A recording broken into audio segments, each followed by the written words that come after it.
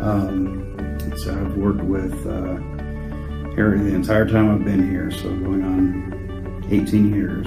I've known Harry and worked with him, and he was just a great mentor. I think when I think about Harry, some of the things I'm stand out and amazed by were the number of people that would come to his office to talk to him, share story ideas, just to sit and chat, or discuss an issue. He had people in his office a long time, or a lot of times. And just I think about sitting in editorial board meetings and just his analysis of things, kind of sorting through the issue, and the ability to do that very well. And he just gave me a lot of great advice as I picked up editorial writing duties and opinion page duties. But I think I was most, because I like history, I was most fascinated with his recall, the ability to just remember people and dates and places and events.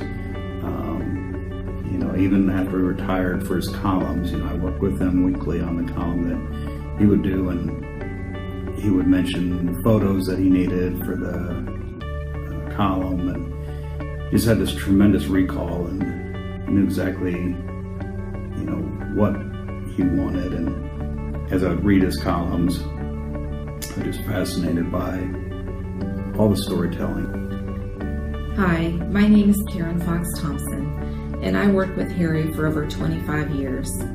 Most of our interaction was when he needed help with his computer, which wasn't very often. What I will remember most about Harry is his calm and pleasant nature. My mom, Marge Fox, also knew Harry.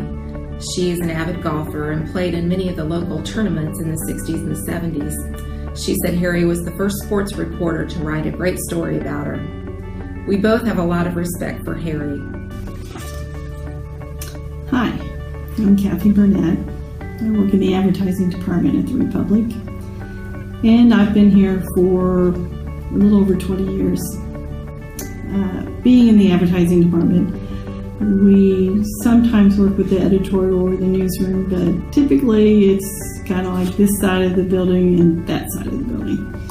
But I was fortunate to work on a few projects with Harry, the many books that he wrote and that we sold for it, and also the Woman of the Year.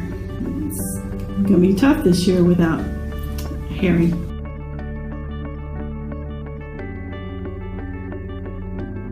But I have one story that's kind of funny and kind of strange too. A few years back I had a dream, and it was just so vivid. And Harry came to my cubicle. I was working at the Republic, and he said, "Kathy, we're going to have to let you go." And I was shocked and said, "But why?" And he goes, "Because you know too much."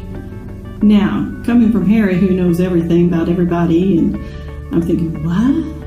I know too much? And so I said, okay. Plus you have to remember, he wasn't my boss. He's on the newsroom side and I'm on the advertising side.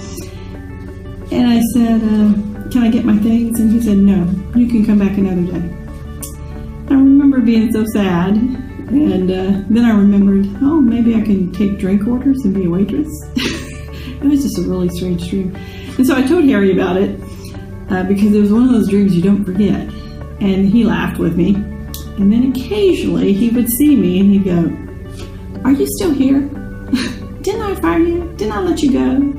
And so he and I had this running joke about him being my boss and letting me go. But such a special guy. Such a special guy. And our prayers are with you, with his family. Hi, I'm Tom Jekyll, editor of the Republic here in Columbus. Harry immediately made me feel welcome when I joined the Republic 5 years ago.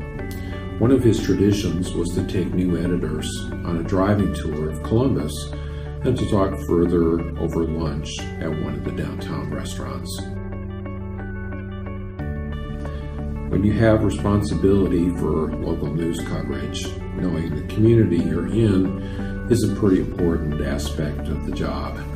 So I signed up for Columbus 101 with Professor McCawley, and of course he knew the material by heart. His vast knowledge of Columbus was legendary. You saw it in print day after day, week after week, year after year, decade after decade.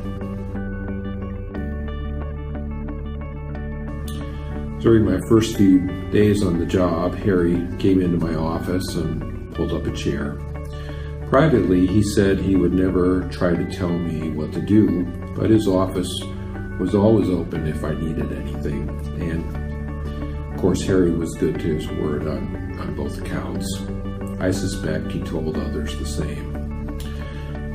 If I ever looked out my glass-enclosed office into the newsroom of the 2nd Street building, wondering where one of my newsroom staffers happened to be, the first good place to check was 2 doors down, which was Harry's personal office. That's where it was located. And from time to time, he would serve as sounding board or background provider to many people on the Republic news staff.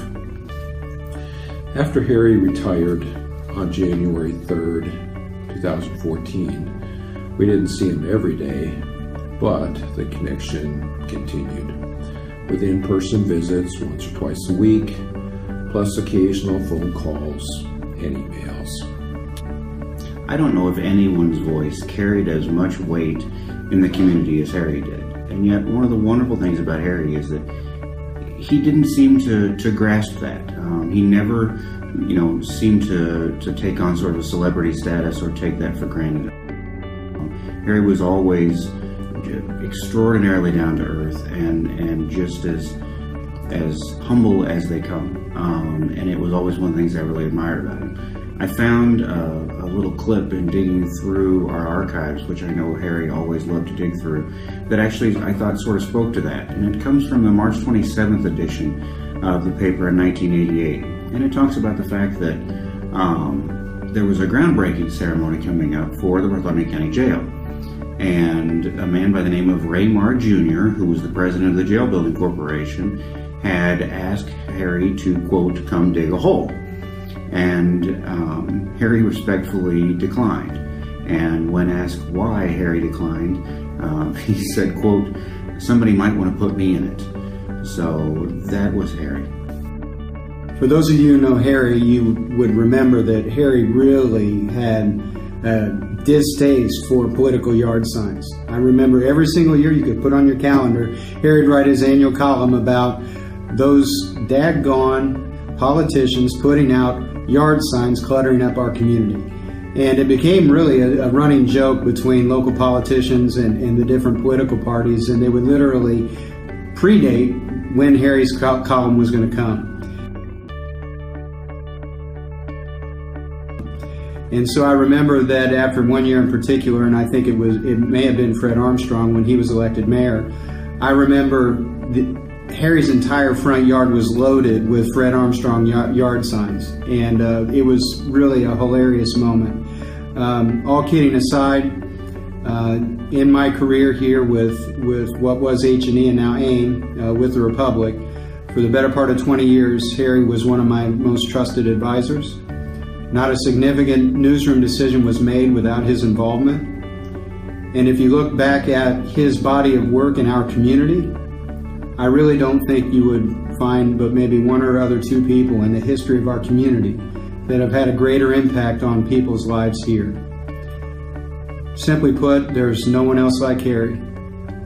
I had to be one of the luckiest ones at the Republic because my office was next to Harry's. We could hear what was going on in each other's office, and after some big news tip or revelation, we'd be in each other's office wanting to know what the scoop was. Harry, with that twinkle in his eye and that big grin, would say, I didn't mean to listen, but... Right. Both of us considered ourselves reporters first and foremost, and we always meant to listen. I learned so much from Harry about good and fair and tough journalism and about the community. Yes, he interviewed all these bigwig politicians and really important people, but what I loved most about Harry was that he gave a voice to ordinary people. He told their stories, the veteran, the librarian, the school teacher, the guy struggling to get by. They are what make a community, and Harry knew that more than anyone else. He made them extraordinary because he knew they were extraordinary. I am so glad I got to know Harry. I am blessed beyond imagination because I got to know him. We will miss you, Harry. Harry, we love you.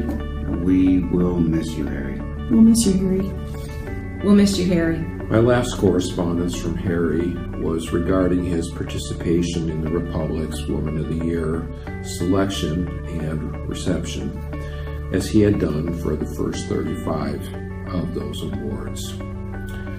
Thanks for inviting me to continue my involvement, Harry said in an email before closing with 9 heartfelt words.